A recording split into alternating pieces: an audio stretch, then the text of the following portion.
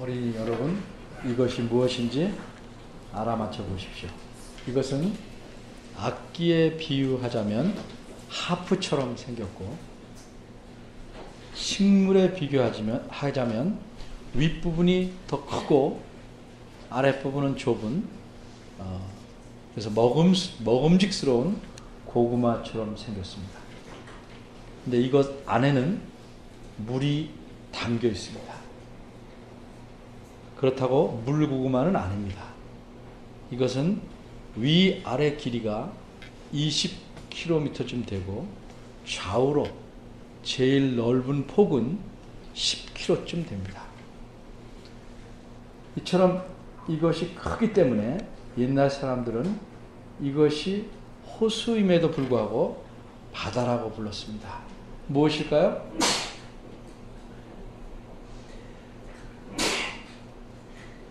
서호 호수 아닙니다. 무슨 호수죠? 네, 갈릴리 호수입니다.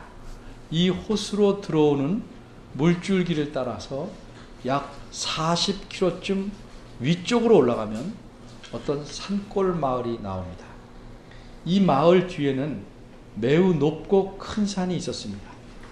그 나라에서 아마 가장 높은 산일 겁니다.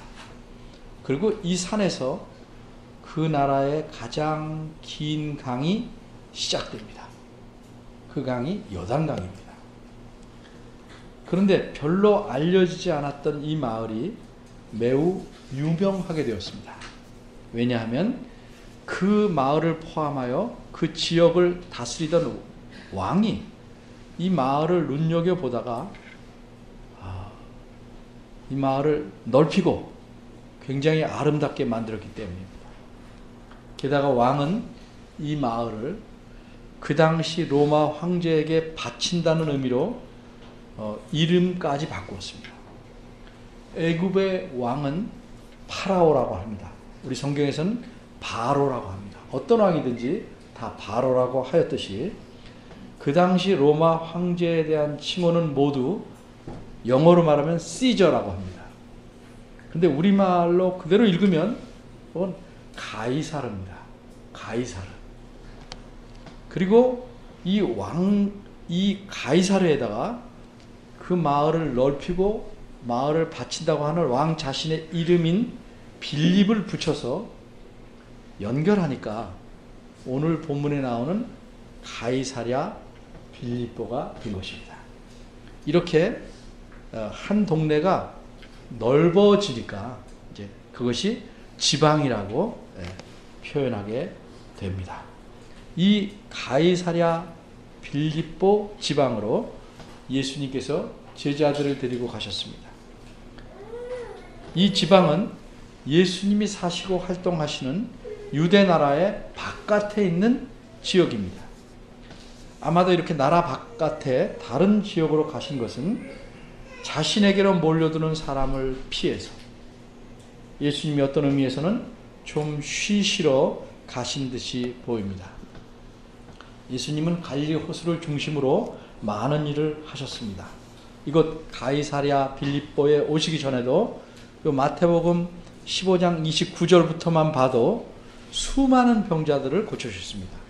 팔다리가 고장난 분들, 앞을 못 보는 분들, 말을 못하는 분들 등등 수많은 사람들을 예수님께서 다 말끔히 고쳐주셨습니다. 그리고 나니까 사람들이 더욱 놀라고, 그래서 많은 사람들이 예수님께로 모여들었습니다. 이렇게 몰려든 사람들에게 예수님은 하나님 말씀을 가르치시는데 이들은 굶으면서 예수님 말씀을 듣습니다. 사람이 살지 않는 들판이니까 사 먹을 것이 없기 때문에 더욱더 그렇습니다. 모인 사람은 여자와 아이 외에 남자 어른만 4,000명 정도이니 전체는 약 1만 명 이상이 모였다고 생각할 수 있습니다. 예수님께서 이렇게 굶주리는 사람들을 불쌍히 여기셔서 무엇인가 먹이고 싶어 하시는데 먹을 것이 없습니다. 알아보니까 가진 것이라고는 떡 7개와 작은 생선 2마리 뿐이었습니다. 예수님께서 그것을 가져오라 하시고 축복 기도하시고 제자들에게 나눠주게 하시니까 모든 사람들이 배불리 먹게 되었습니다. 그 후에 예수님께서는 배를 타고 건너편 지역으로 가십니다. 그런데 그 호수를 건너서 계속 사람들이 따라오고 모이니까 예수님이 이젠 좀 쉬어야겠다 하고,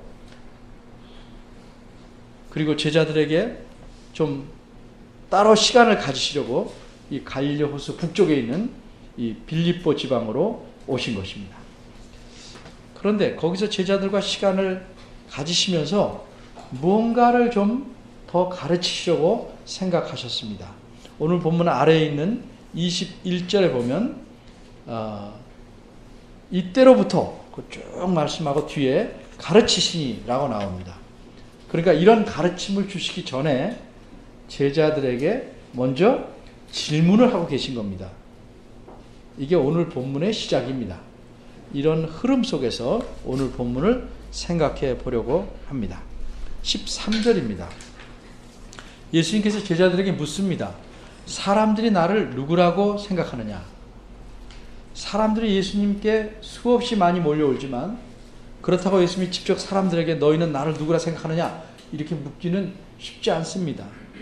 그렇지만 제자들은 모여든 사람들과 섞여 있기도 하고 접촉하기가 쉬우니까 사람들의 생각을 많이 알 수 있을 만합니다. 그래서 예수님께서는 제자들에게 사람들의 생각을 묻습니다. 그런데 예수님은 사람들이 나를 누구라고 생각하느냐 이렇게 묻지 않으시고 인자를 누구라 생각하느냐 이렇게 물으셨습니다. 나 대신에 인자라고 하셨습니다. 마치 옛날에 왕들이 자신을 가리켜 나라고 하지 않고 과인이 이렇게 하듯이 말씀한 겁니다. 이 과인이란 말은 한자어로서 덕이 적은 사람이란 뜻입니다. 그래서 왕이 자신을 낮추어서 쓰는 표현입니다. 예수님은 인자라는 말을 즐겨 쓰셨는데 이것은 사람의 아들이라는 뜻입니다. 따라서 예수님께서는 단순히 나를 사람들이 누구라고 생각하느냐 이렇게 물었다기보다는 사람들이 예수님을 사람의 아들로서, 다 사람의 아들이지만 특별히 사람의 아들로서 어떻게 이해하고 있는지를 알고 싶으셨던 겁니다. 예수님께서는 이제껏 많은 병자들을 고치셨습니다. 각종 온갖 병자는 물론이고 소경, 벙어리, 중풍병자, 귀신 들린 자, 문둥병자 등 온갖 병자들을 다 고치시고 4,000명을 먹이신 일 이전에는 또 5,000명을 먹이셨습니다. 그리고 힘써서 하나님 말씀을 전하고 가르치셨습니다. 이 모든 일들을 보고 가르침을 들으면서 사람들이 사람의 아들이신 예수님을 얼만큼 올바로 이해하고 있는지를 알고 싶으셨던 겁니다. 14절입니다. 제자들이 예수님의 질문에 대답합니다. 어떤 사람들은 예수님을 세례 요한이라고 합니다. 라고 대답합니다. 이때에 세례 요한은 이미 죽었습니다. 예수님을 죽이려고 했던 아기 때 그 헤롯 대왕의 아들인 왕이 헤롯 안티파스인데 이 헤롯 아들 헤롯 왕이 자신의 잘못을 책망한 세례 요한을 옥에 가두었다가 결국은 죽입니다. 마태복음 14장에 나와 있습니다. 그런데도 사람들은 예수님을 가리켜 세례 요한이라고 합니다. 세례 요한이 죽은 줄 몰라서 그런 것이 아니고 예수님께서 하시는 일과 가르침을 보고 세례 요한과 같다 이렇게 생각했기 때문입니다. 이렇게 예수님을 생각한 것은 세례 요한을 죽인 헤롯 왕도 마찬가지였습니다. 마태복음 14장 1, 2절을 보면 이렇게 기록하고 있습니다. 그때 분봉왕 헤롯이, 분봉왕이라는 건 그 지역에, 어떤 지역에 나라의 4분의 1을 가리키는 왕을 가리킵니다. 헤롯이 예수의 소문을 듣고 그 신하들에게 이르되 이는 세례 요한이라 저가 죽은 자 가운데서 살아났으니 그러므로 이런 권능이 그 속에서 운동하는도다 하더라. 이렇게 기록되어 있습니다. 또 제자들은, 어떤 사람들은 예수님이 엘리야라고 한다고 대답합니다. 엘리야는 매우 유명한 선지자입니다. 850대 1로 싸워서 이긴 사람입니다. 여호와 하나님이 진짜 신인지 바알 신이 진짜 신인지를 가리자고 바알 신의 선지자 850명과 대결한 선지자입니다. 또 구약 성경의 마지막 책인 말라기 4장 5절에 보면 하나님께서 말씀하시기를 보라 여호와의 크고 두려운 날이 이르기 전에 내가 선지자 엘리야를 보내겠다 이렇게 말씀했기 때문에 사람들은 예수님이 엘리야다 이렇게 생각한 것입니다. 또 어떤 이는 예수님을 예레미야라고 생각합니다. 예레미야는 엘리야 선지자보다 약 몇백 년 후에 나타난 선지자인데 유다 나라가 하나님의 심판으로 망할 때 회개하라 이렇게 외친 선지자입니다. 그런데 그 당시 나라의 관리들이 왕을 포함해서 예레미야를 대부분 미워했습니다. 그래서 그를 죽이려고 합니다.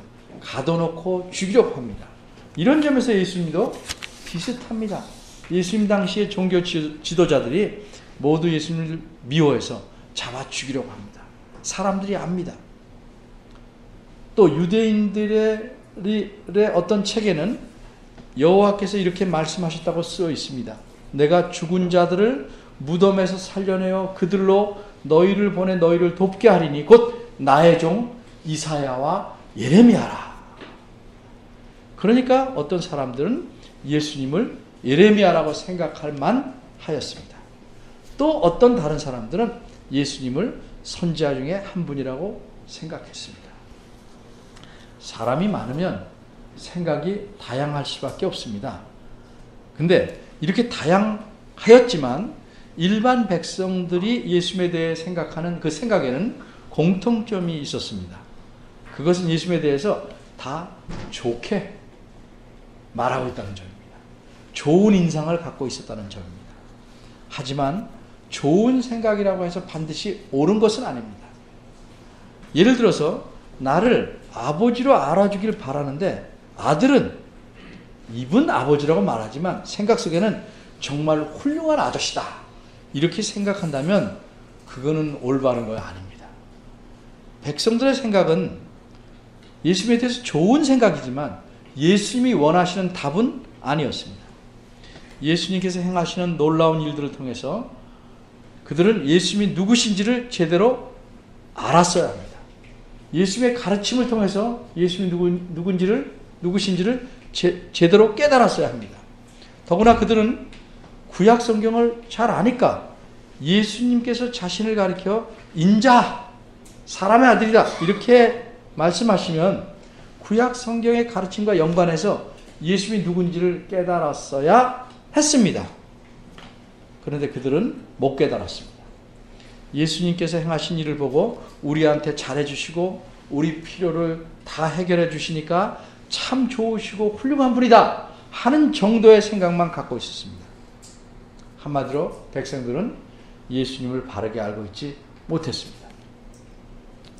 그러자 예수님은 제자들에게 묻습니다. 15절입니다. 너희는 나를 누구라고 하느냐? 구약 성경에서 인자라고 한 그 나를 누구라고 하느냐? 너희는 나를 어떻게 알고 있느냐? 이렇게 물으신 겁니다. 제자들은 이때까지 적어도 2년 이상 예수님과 함께 다니고 함께 숙식을 했습니다. 그래서 예수님을 좀 더 바르게 이해할 가능성이 많습니다. 제자들은 예수님께서 무리들에게 행하는 일들은 물론이고 제자들하고만 따로 있을 때 행하신 일이나 가르침을 보고 배웠습니다. 그러니까 제자들은 예수님이 누구신지 훨씬 잘 알아야 하는 것이 당연합니다. 예수님께서 그러길 기대하시고 너희는 나를 누구라 하느냐 이렇게 물으신 겁니다. 그러자 제자들 중에서 제일 먼저 대답한 사람이 있습니다. 16절입니다. 시몬 베드로입니다. 이 사람의 본래 이름은 시몬인데 예수님께서 그를 만나시자 베드로라는 이름을 붙여주셨습니다. 이 시몬 베드로가 대답합니다. 그런데 이 대답은 시몬 베드로 개인만의 대답은 아닙니다. 바꿔 말해서 시몬 베드로만 예수님을 이렇게 생각했고 다른 제자들은 그렇게 생각하지 않았다는 것이 아니라는 말씀입니다. 이렇게 생각해야 될 이유는 이렇습니다. 첫째, 예수님께서는 너희는 나를 누구라 생각하느냐, 누구라 하느냐 이렇게 물으셨습니다. 그러자 시몬 베드로가 대답했죠. 그랬더니 예수님께서 다른 제자들에게 일일이 너도 베드로처럼 생각하니? 이렇게 묻지 않으셨습니다. 이것은 예수님이 베드로의 대답을 제자 전체의 대답을 대변하는 것으로 받아들이셨기 때문이라고 생각해야 합니다. 둘째 이유는 20절을 보면 그 아래 20절입니다. 예수님께서 자신이 그리스도이신 것을 베드로에게만이 아니고 제자들 전체에게 경계해서 아무에게도 이르지 말라 하셨기 때문입니다. 셋째 이유는 21절입니다.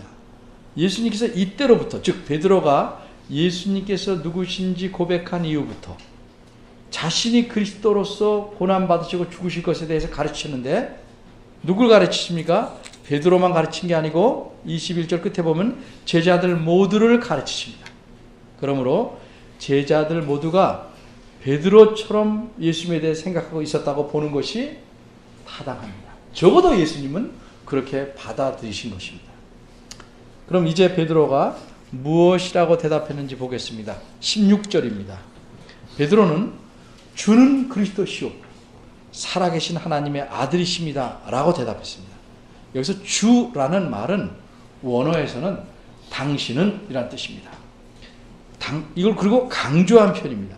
근데 우리말에서는 어른한테 말할 때, 선생님한테 말할 때 당신 이렇게 표현하는 것은 예의에 맞지 않기 때문에 반말이잖아요. 번역할 때는 주라고 바꾸었습니다. 이 점을 이해하시고 원문대로 풀이하자면 베드로는 이렇게 말한 겁니다. 강조해서 말한 거기 때문에 당신은 바로 그리스도이십니다. 이렇게 말한 겁니다. 이 그리스도라는 말은 헬라 말입니다. 이것이 히브리어에서는 메시아입니다. 그러니까 베드로는 예수님에게 이런 뜻을 말한 겁니다. 당신은 바로 우리가 기다리고 소망하던 구약 성경에서 하나님께서 하신 모든 약속들을 다 이루려고 이 세상에 보내시겠다고 하던 그분, 그래서 이 세상에 오신 메시아이십니다 라고 대답한 겁니다. 그런데 대답은 여기서 끝나지 않습니다. 그 뒷부분에 의미는 이렇습니다. 그러므로 당신은 바로 영원히 살아계신 하나님의 아들이십니다. 영원히 살아계신 하나님의 아들이라고 할 때 이것은 예수님의 본질에 대해서 말하는 것입니다. 사람의 아들이 사람이든 하나님의 아들이라는 말은 그의 본질이 신이라는 것을 말하는 겁니다. 예수님은 그리스도의 직분, 그리스도의 일을 담당하시려고 사람으로서 이 세상에 오셨지만 동시에 이분은 하나님의 아들이시기 때문에 본질이 신이시다 하는 의미로 말합니다. 이 대답을 좀 정리해 보겠습니다. 예수님께서는 인자, 즉 사람의 아들인 내가 누구냐 이렇게 물으시니까 대답은 그리스도이시며 본질상 역시 하나님이신 하나님의 아들이라 이렇게 대답했습니다. 그러자 17절에서 예수님은 그 대답이 좋긴 하지만 너무 과하다 그렇게 말씀하지 않고 이 대답에 대해 흡족해 하셨습니다. 그런데 어떻게 이렇게 예수님을 제자들이 생각할 수 있었는가에 대해서 좀 살펴보겠습니다. 구약 성경 1245쪽에 보면 다니엘 7장이 나옵니다. 가 보셔야 됩니다. 1245쪽입니다. 그냥 듣는 것과 가서 보는 것이 훨씬 다른 효과를 나중에 가져옵니다. 하나님께서 다니엘 선지자에게 여러 가지 이상들을 보여주셨는데 그 중에 다니엘이 살던 시대 이후부터 이 세상 종말 때까지 어떻게 역사가 진행될 것인지를 보여주는 이상이 있었습니다. 그 이상 중에 한 장면이 다니엘 7장 13절과 14절입니다. 이것은 이 세상 종말에 제일 끝부분에 있을 일을 말하고 있습니다. 이런 장면이 있습니다. 구름을 타고 어떤 분이 오십니다. 그게 하늘입니다. 하늘에 서 있는 그분을 보니까 그분은 인자, 즉 사람의 아들 같은 모습입니다. 그 전의 이상에서는 무슨 짐승, 괴물 이런 게 많이 나왔는데 이번에는 사람의 모습을 가진 분이 오셨습니다. 바로 여기서 예수님은 인자라는 표현을 따오신 겁니다. 왜? 자기가 그분이라는 거죠. 인자 같은 분이 구름을 타고 와서 누구에게 나왔습니까? 옛적부터 항상 계신 분. 무슨 말이에요?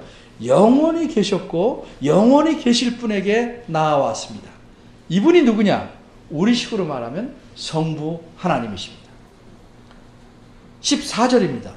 그러자 성부 하나님께서 이 사람의 모습을 한 이분, 아직 이 땅에 오시기 전에 예수님, 그분에게 무엇을 주십니까?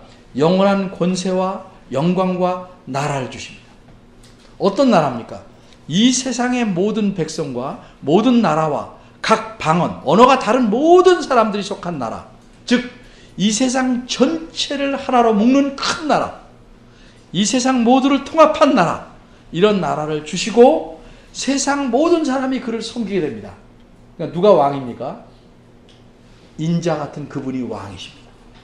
그러니까 이 인자는 세상 모든 나라를 통치하는 영원한 권세를 가지신 영광스러운 왕이 되신 겁니다. 이 나라를 신약 성경에서는 하나님 나라라고 표현하고 있는 겁니다. 그리고 이 나라를 영원히 다스리는 분은 이 땅에 오신 예수님. 예수님이 이 땅에 오셨습니다. 그래서 다니엘이 본 이상에서는 앞에 것을 말하니까 예수님이 사람의 모습을 하고 계신 겁니다. 다시 오늘 본문으로 돌아갑니다. 예수님께서 이 땅에 왜 오셨습니까?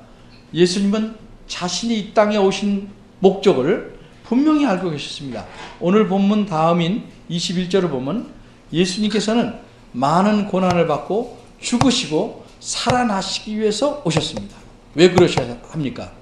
성경의 다른 여러 곳을 보면 자신의 나라에 속하는 자들을 건지시려고, 그들을 죄에서 구원해내시려고, 그들의 죄값으로 자기가 대신 죽고 자기 목숨을 내어주시고 대신 그들을 살리시려고 이 땅에 오신 겁니다.